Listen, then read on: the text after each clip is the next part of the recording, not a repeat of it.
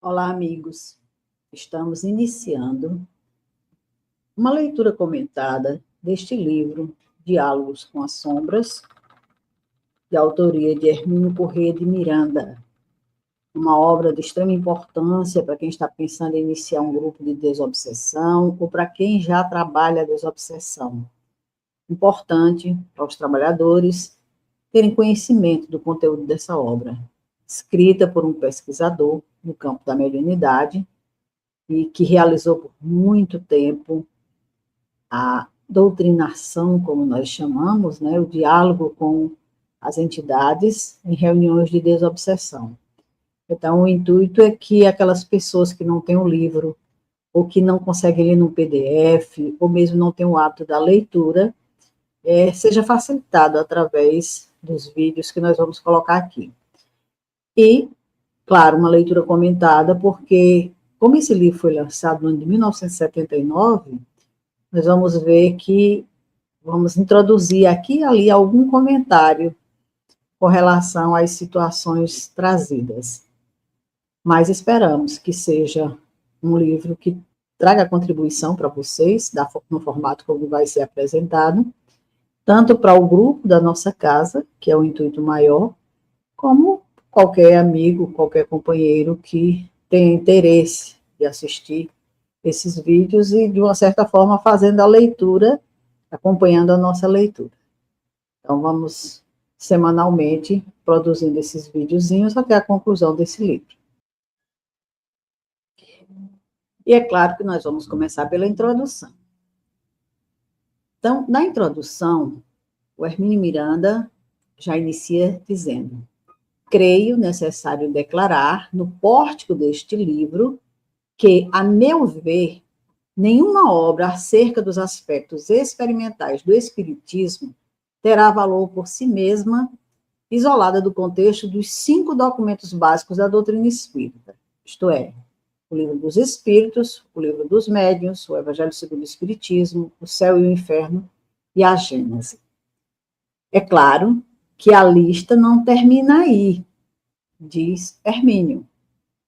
Há na literatura espírita um acervo considerável de livros que constituem leitura obrigatória para todo aquele que se propõe a um trabalho sério junto aos companheiros desencarnados, pois não nos devemos esquecer de que o Espiritismo, como doutrina essencialmente evolutiva, não termina com Kardec, começa com ele.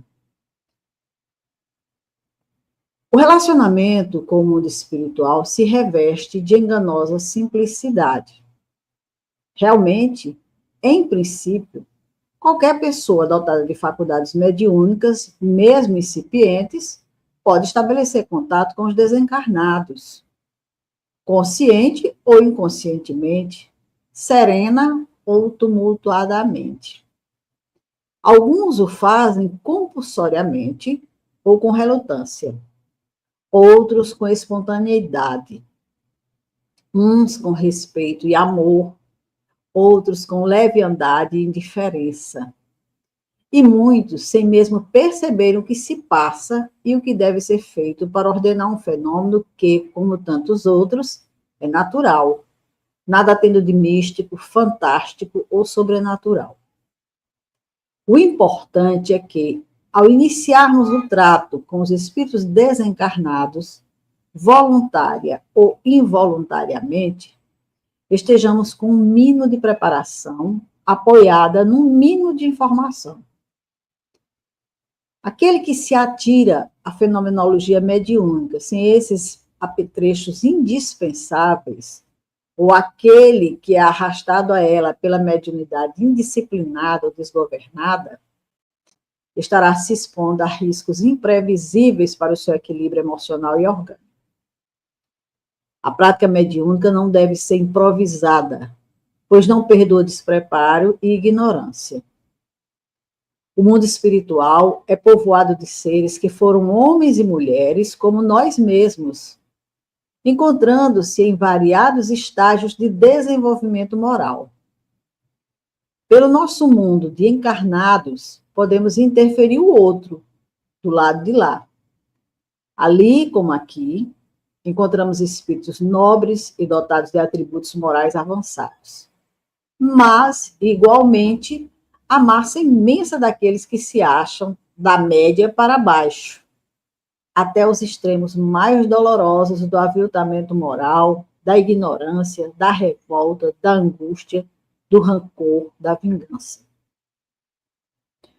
Como a base do fenômeno mediúnico é a sintonia espiritual, e como ainda nos encontramos todos em estados inferiores da evolução, nos afinamos com mais facilidade com aqueles que também se acham perturbados por desequilíbrios de maior ou menor gravidade. Isso não quer dizer, obviamente, que estejamos à inteira mercê dos espíritos perturbados e perturbadores. Velam por nós, companheiros de elevada categoria, sempre dispostos a nos ajudar. Mas não nos podemos esquecer de que eles não podem fazer por nós as tarefas de que nos incumbem, nem livrar-nos das nossas provações, e muito menos coibir os mecanismos do nosso livre-arbítrio. Podemos, evidentemente, contar com a boa vontade e a ajuda desses irmãos maiores, e, por conseguinte, com a sua proteção carinhosa, não à custa de oferendas, de ritos, mágicos, símbolos, trabalhos encomendados, mas sim com um procedimento reto, no qual procuremos desenvolver em nós mesmos o esforço moralizador, o aprendizado constante e a dedicação desinteressada ao semelhante. Nunca somos tão pobres de bens materiais e espirituais que não possamos doar alguma coisa ao companheiro necessitado, seja o pão ou a palavra de consolo e solidariedade.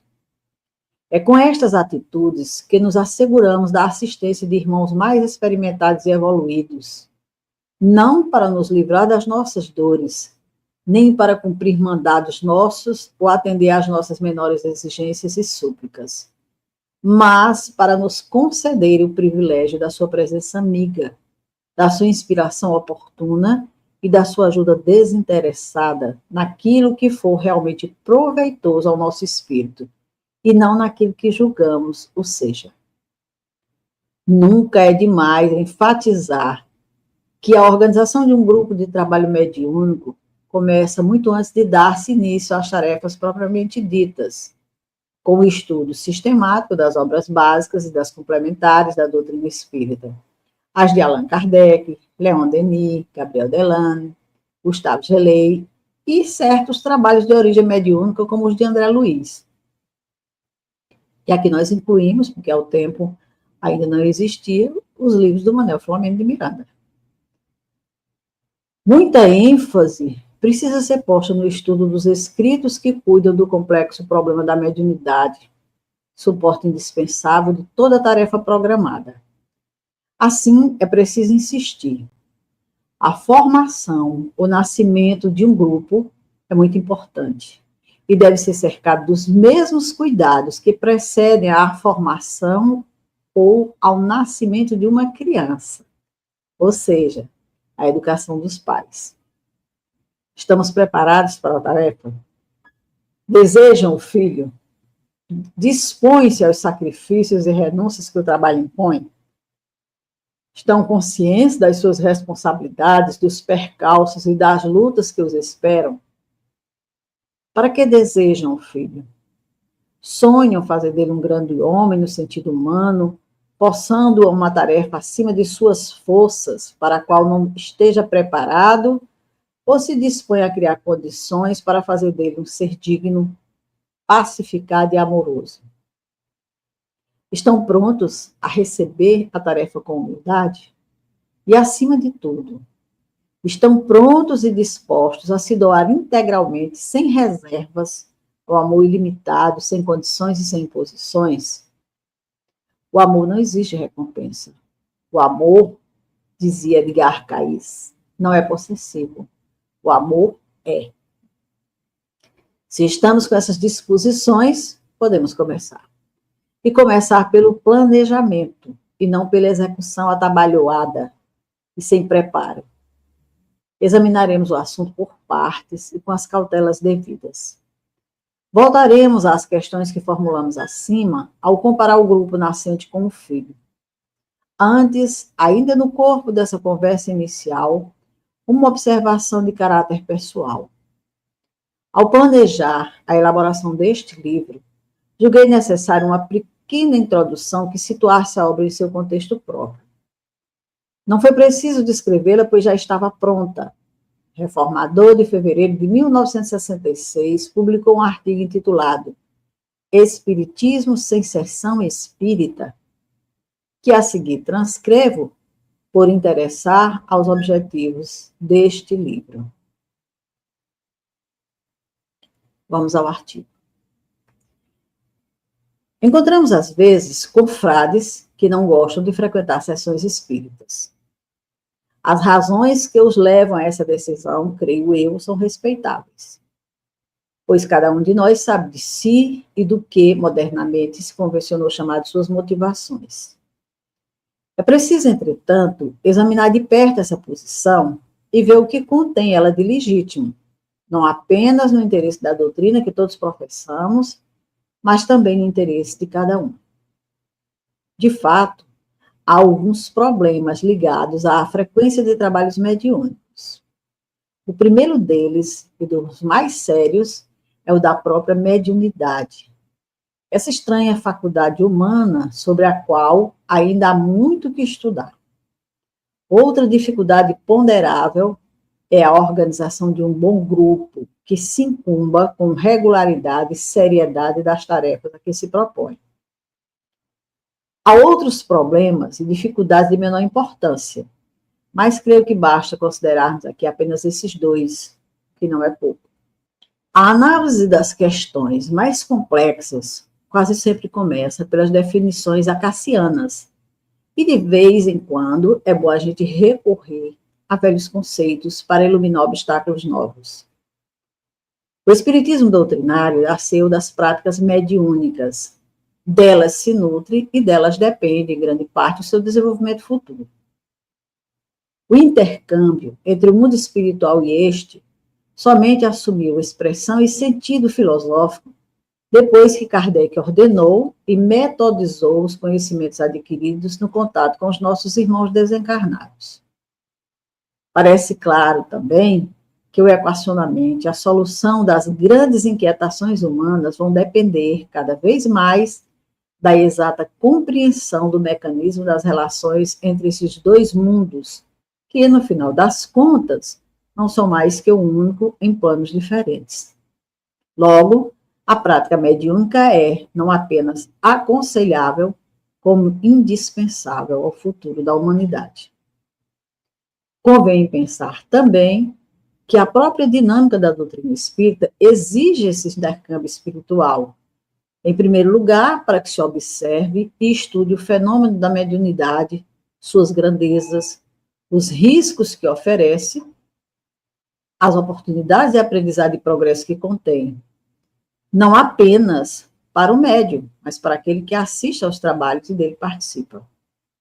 É claro que a mediunidade tem um mecanismo muito complexo. E até agora poucos foram cientistas dignos desse nome que se dedicaram realmente a fundo e com a mente desarmada de preconceitos ao estudo dela. Mas, se não a observarmos em ação, como poderemos almejar compreendê-la um dia? Só aprendemos a nadar pulando dentro d'água, sob a orientação de quem já tenha a respeito noções satisfatórias.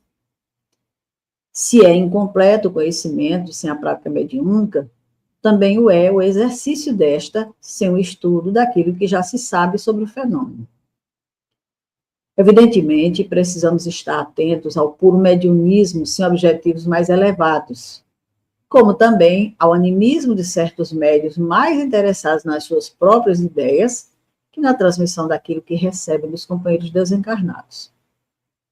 Há risco, sim, de mistificações por parte de pobres irmãos carentes de entendimento, de aceitação de inverdades sutilmente apresentadas sob fascinantes roupagens, de aflições, embora passageiras, causadas pelo desfile das angústias de irmãos sofredores.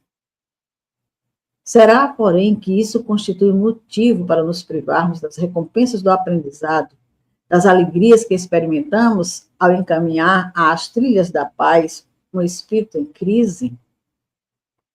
Há um universo a explorar. Há uma humanidade inteira clamando por ajuda, esclarecimento, compreensão e caridade no chamado mundo espiritual. Seus dramas e suas angústias não são puramente individuais.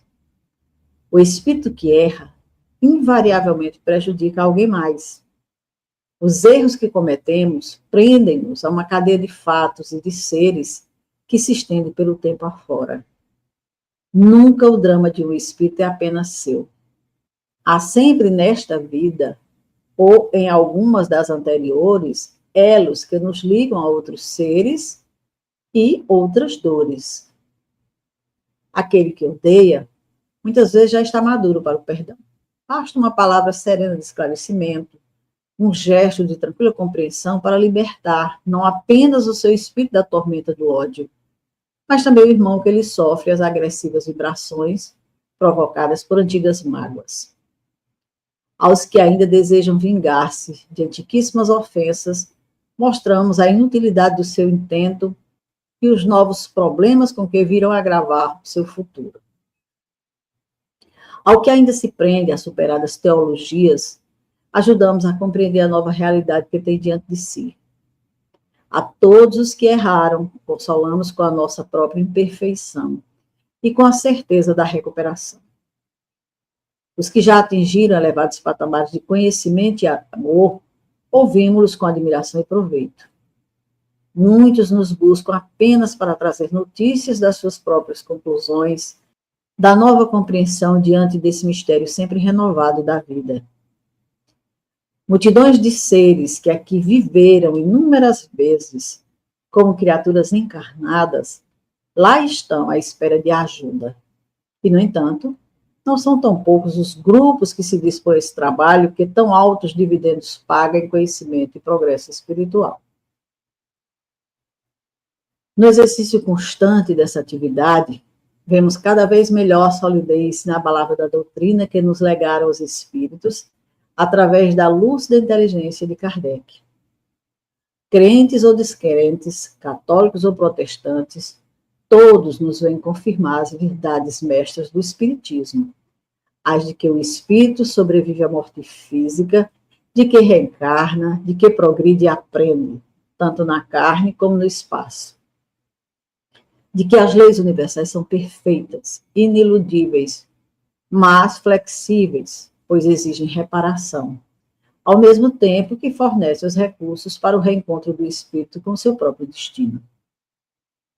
Nos dramas a que assistimos nas sessões mediúnicas, aprendemos a contemplar a transitoriedade do mal, a amarga decepção do suicida, a crueza do arrependimento daquele que desperdiçou seu tempo na busca ansiosa das ilusões mundanas, a inutilidade das posições humanas, o ônus terrível da vaidade, a tensa expectativa de um novo mergulho na carne redentora, na qual o espírito fica, pelo menos, anestesiado das suas angústias.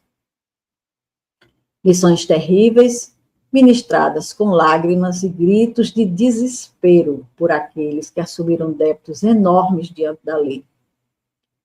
Lições de doce tranquilidade e de serena humildade dos que já superaram as suas fraquezas, e vem, sem ostentação, apenas para mostrar como é o espírito daquele que já venceu a si mesmo na milenar batalha contra as suas próprias deficiências.